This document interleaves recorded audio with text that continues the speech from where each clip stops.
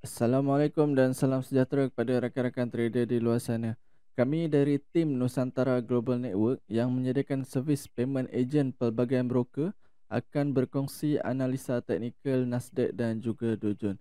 Okay, sebelum tu, uh, kawan-kawan boleh follow semua platform media rasmi Nusantara Global Network untuk mengetahui update terkini berkenaan dengan kontes, promosi bonus dan juga rebate sehingga 35 USD per lot. Kita terus kepada chat. Hari ini hari Jumaat, hari terakhir dagangan dalam minggu ini, dan hari ini 23 hari bulan. Kita berada di fasa-fasa terakhir pada bulan Mei, yang mana kalau kita tengok sekarang ni pergerakan pasaran, dia dah mula bergoyah, bergoncang. Dia dah menggoncang market. Candle tu kalau kita tengok candle H1 sebatang panjang. So itu bermakna yang market sedang berada dalam keadaan aktif ataupun liquidity yang ada dalam pasaran sekarang adalah sangat banyak. Okay, so pada analisa lepas, kalau kita nak recap balik, kita ada marking untuk support dan juga resistance di instrumen Nasdaq. Okay, so ini adalah Nasdaq. Nampak ni Nasdaq. Ini adalah time frame 1 jam. So ini adalah pergerakan Nasdaq sepanjang bulan Mei. Bermula pada pertengahan, bermula pada 15 Mei. Kalau tengok price naik, turun, naik, turun, naik, naik, turun, naik, turun. So kita dah marking resistance ataupun zone yang tertinggi, nampak, pada analisa lepas, dan price cuk masuk ke dalam zone dan dia turun mencari support di sini. Kalau tengok bermula pada 21462 sampai bawah ni 21054. So kejatuhan berlaku around 300 pip plus minus kejatuhan, dan price cucuk di kawasan support, dan sesiapa yang buy di sini price memang terlajak sebelum price masuk balik mencari jalan yang benar. Tetapi keadaan tu tak bertahan lama sebab price memang cucuk di sini ya. So kita dapat profit sell dan profit buy di sini dia dah fail. So nampak dia buat breakout, dia buat fake out di sini, dia buat fake out, dan di sini lagi sekali dia turun dan dia naik semula. Okay, so untuk hari ini, untuk hari ini apa yang kita punya planning, kita cuba untuk tidak pergi lebih jauh. Kita ubah sikit kita punya zone. Alright, kita ubah zone di sini. Ini adalah resistance. Di sini resistance zone. Ya. So resistance di sini dan support di sini.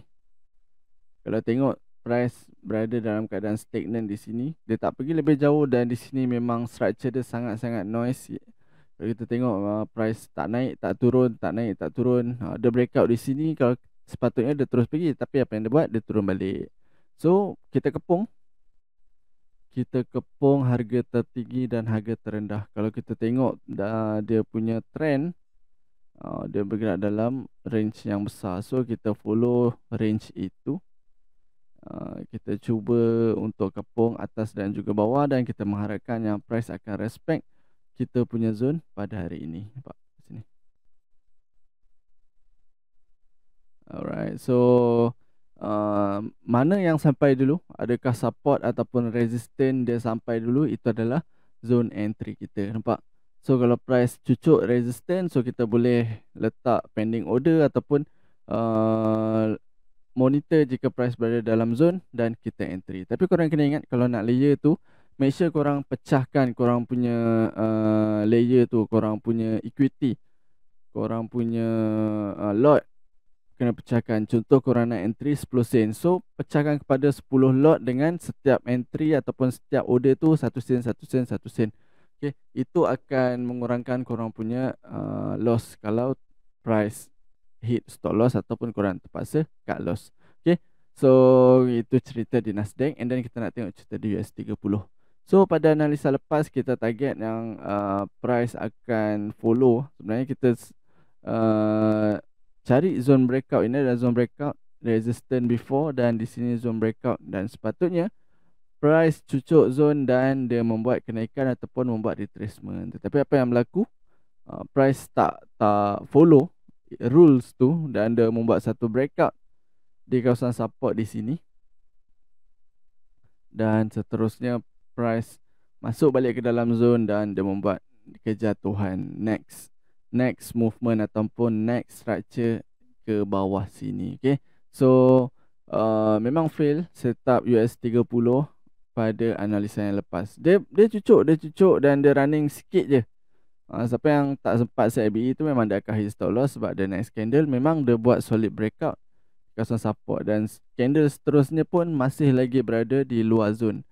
Candle seterusnya lagi barulah dia masuk ke dalam support zone, dan zone yang dia breakout tu dia test semula baru dia membuat terjunan bebas. Okay, so itu cerita di US30 pada analisa yang lepas. So untuk hari ini, apa plan kita adalah kita mencari resistance.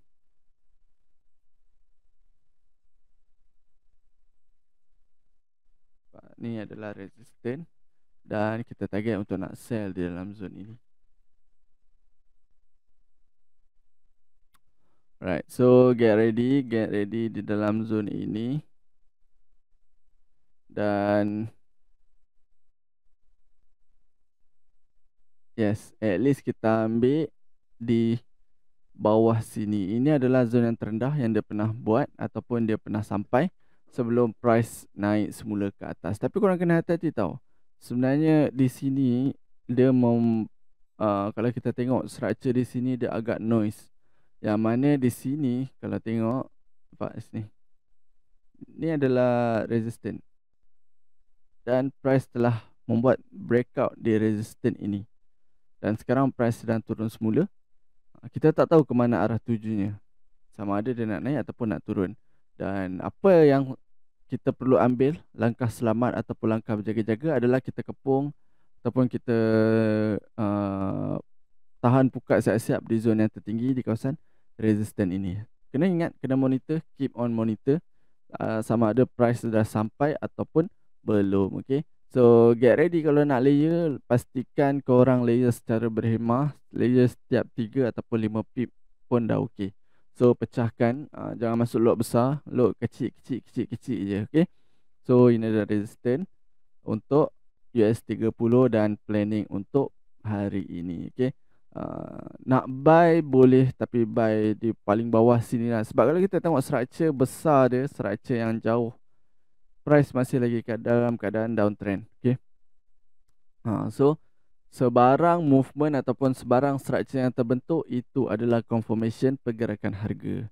Contoh, kita ada entry di resistance ataupun sell zone dan price cucuk dan membuat new low ke bawah, so kita boleh hold kita punya position tu. Okay, right, so itu saja untuk hari ini. Saya kira itu saja untuk hari ini, dan kita akan jumpa untuk next video. Seperti biasa, sebelum mengakhiri video, saya nak ingatkan kepada rakan-rakan agar sentiasa manage your risk, sentiasa kira berapa entry lot yang bersesuaian dengan you all punya equity untuk mengelakkan akaun anda MC ataupun akaun anda blue. Okay, kita jumpa lagi untuk next video. Assalamualaikum, bye bye.